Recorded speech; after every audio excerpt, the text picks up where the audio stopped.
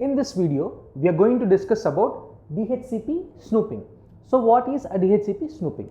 You see, a DHCP snooping is a layer 2 security technology built in the operating system of a network switch that drops the DHCP traffic determined to be an unacceptable.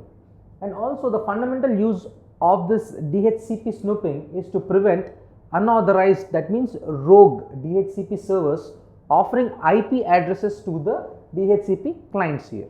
So the rogue DHCP servers are often used in the middle or in the denial of service attacks from malicious purposes. And also here the most common DHCP snooping scenario is that an end user connecting a consumer grade router and he is ignorant that the device that is plugged is a DHCP server by default.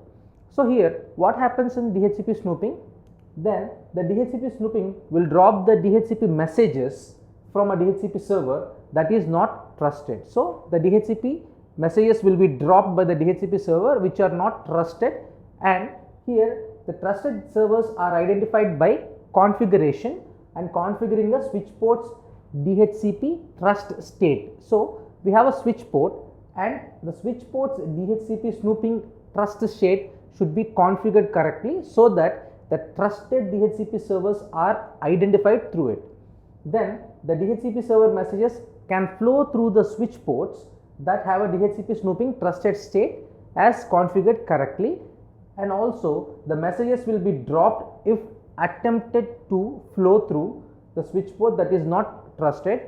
And how this trusting happens is that the DHCP messages where the source MAC address and also the embedded client's hardware MAC address do not match will also be dropped here. So although the protection can be defeated because of the badly written vendor IP configuration, the most common scenario being where the DHCP request of one interface is not forwarded, it will take the another interface to flow the traffic through. So this is about the DHCP snooping and the scenario related to it.